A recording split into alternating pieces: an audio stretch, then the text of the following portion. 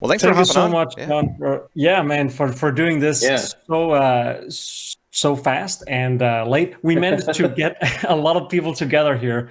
Cool. So Jehar is actually not usually the host. Jehar is a very well-known Doom, Quake, esports commentator and organizer and so on. So he knows everything there's to know about everything you worked on as well. Ty, the actual host, he's asleep right now because when I got Brenda's message, it's like, Ty, wake up. And so Jehar like, I'm not getting up. He's gonna be sorry. He's gonna be pissed off, and I want to hear what that sounds like when he wakes up. Reaction video.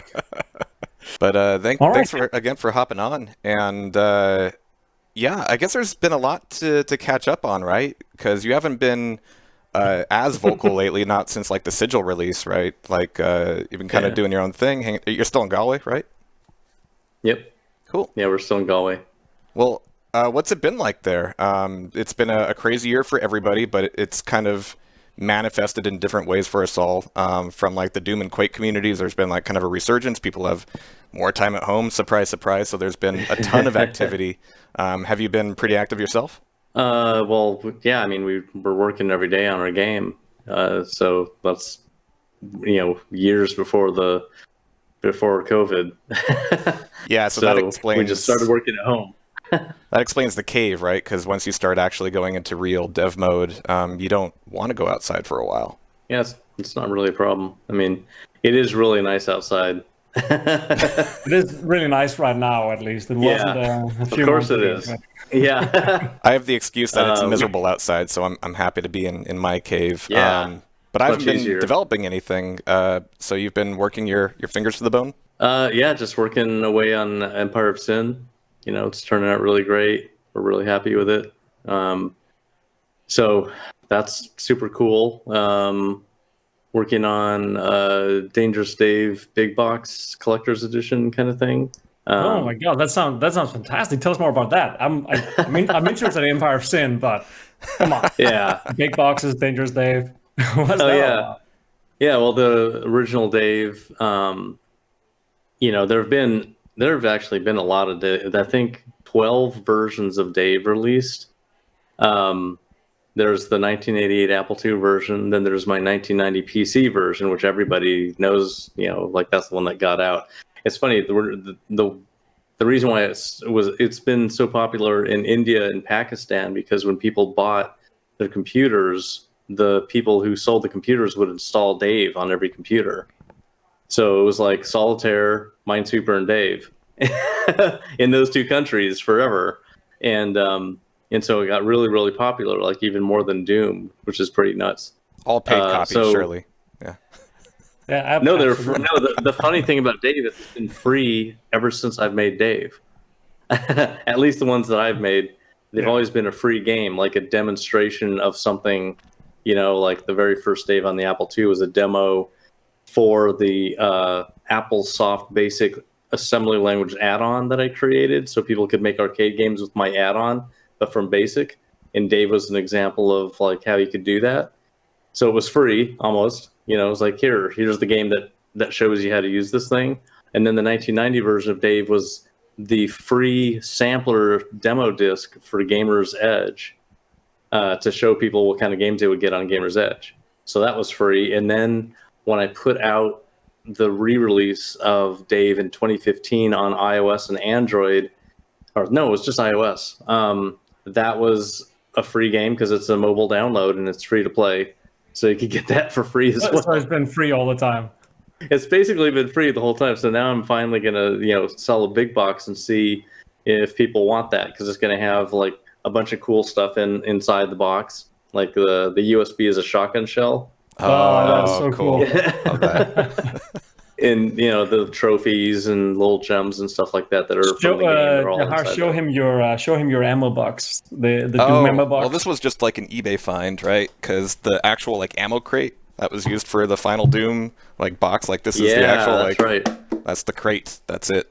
I still need to like redo the sticker because it didn't come out quite with the colors I wanted, but I might throw a Raspberry Pi in there or something. You found the one that they took the picture of. Yeah, this is it. Like, and what was impressive to me is that it wasn't just the front cover; it was the back cover too, because this is where they had like the screenshot of the imp with the firewall. Oh yeah, they were and, like, all the copy in and stuff. slots. So they use both sides of the box. So who knows? I might like get all the copy. You need on to there. build a computer into that one. That was it's very airtight. It's very thick walls. The heat dissipation would be non-existent, which is by design, but it's fun. That was the Richards Group R&D team in Dallas that did that. They're the ones that did all of our advertising and our boxes from Quake forward, even through Ion Storm. So as soon as we were getting into, well, actually it was before Quake. Hexen might have been the first thing that we did with them. And they're the ones who did all of the Hummer advertising. So when Hummer was doing all of their trucks and stuff back in the 90s, Is that why you got your yellow Hummer back then? Was that because of that? No, actually, I got it beforehand. It was like this bizarre coincidence that like I got the yellow one was my second one. And when I had that one, we also got involved with the Richards Group. And then we found out, they're the ones doing all the Hummer ads and the booklets and all that stuff, for the dealerships. Yeah. So that was, and they look really good. And they had a new R&D department because they wanted to get into games. So the Hummer stuff was not part of R&D, and the R&D department was like, they're ultra creatives. They'll do crazy things. And so that's how we got with them.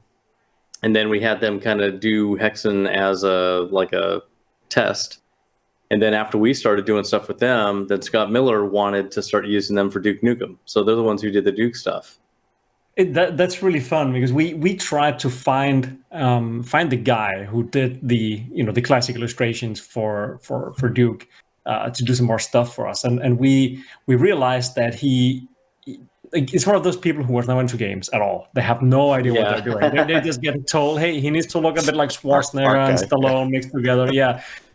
We found out that he owns a Christian art gallery, and after Duke was released, after he realized what kind of games that he was actually making artwork for, he just decided, I'm never touching this again, and then he kind of retired to do Christian artwork. But you're saving them. Wow. You're saving them. That's fine. Yes. Yeah. That's funny. Yeah, the guy who did the Doom logo also on the cover of the game box had nothing to do with games ever. That's fascinating. How much of that process was like a back and forth? I mean, you said that they were the creatives. Was it like totally like go nuts and you get it back once? With Richards Group, I would go over there a lot. I went over there a lot and I got to know everybody there, and we sat down and kind of they'd tell me what their ideas were, and I would just say, yeah, that's cool. Try, because they would make little comps of everything, and then we get to choose the direction that we like. And then, they sometimes like, we got a really cool idea for Hexen for like scratching stuff up and everything. Yeah. So we're just like, go ahead, go nuts, and then we'll see if we like it. And it was cool because they also use external people who are really artistic as well. So like the Hexen thing, the layout and design stuff was done internally, but like the character on Hexen was done by an external artist.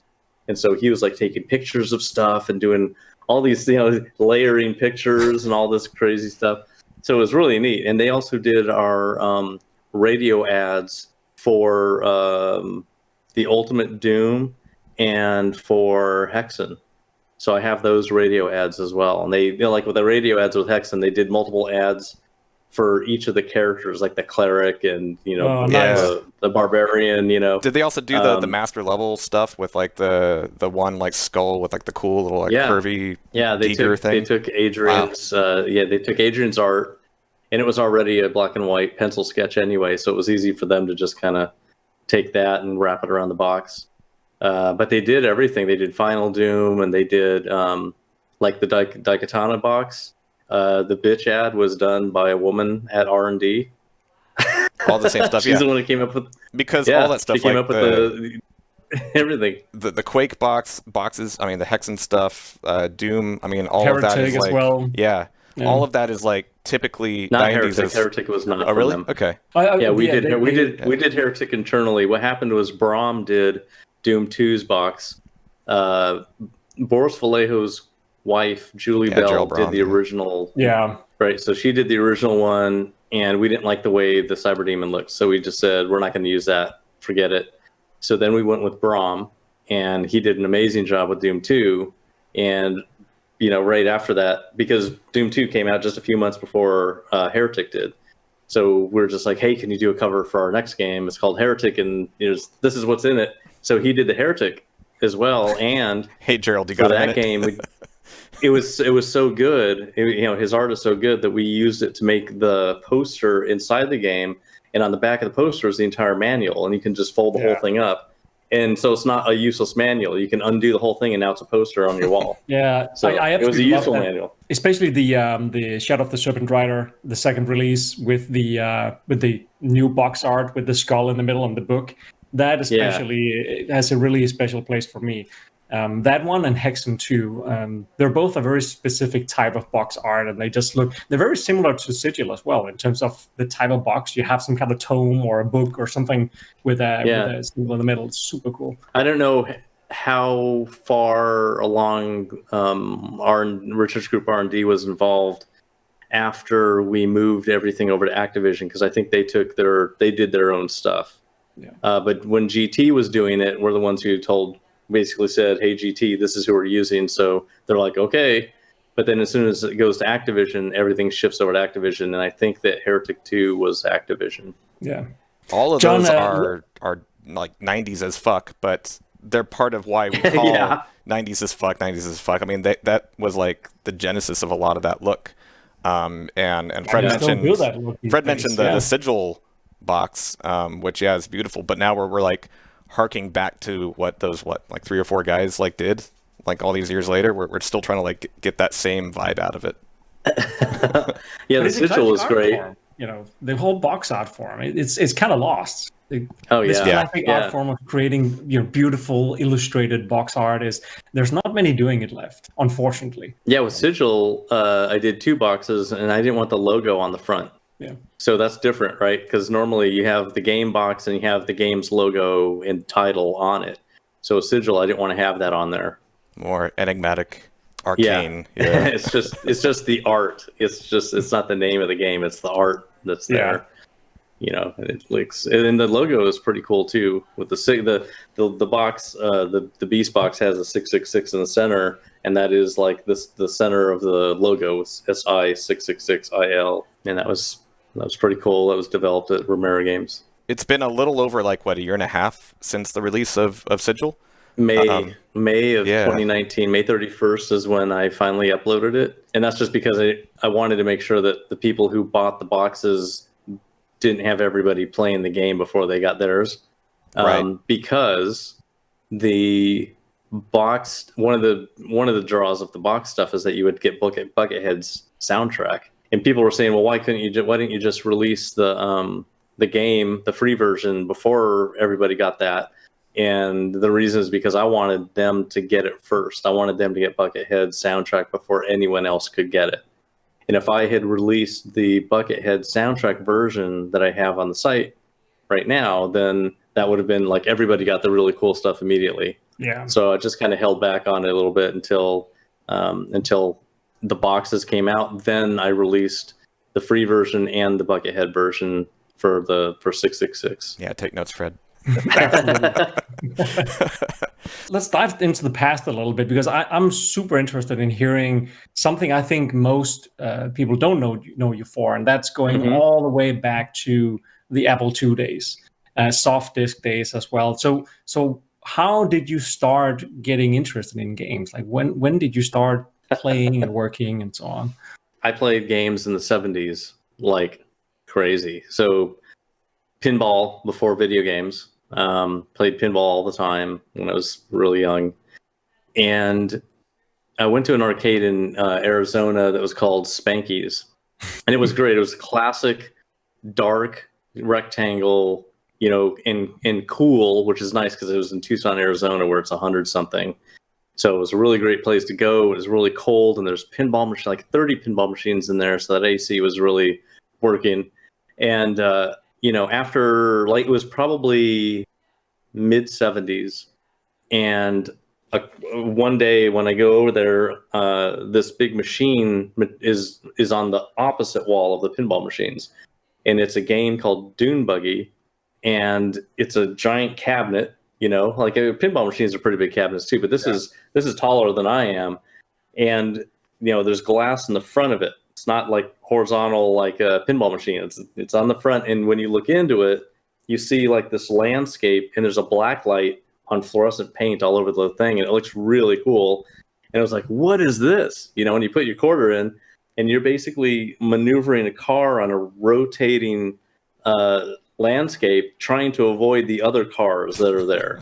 And the other cars are they're Pepper's ghost illusions.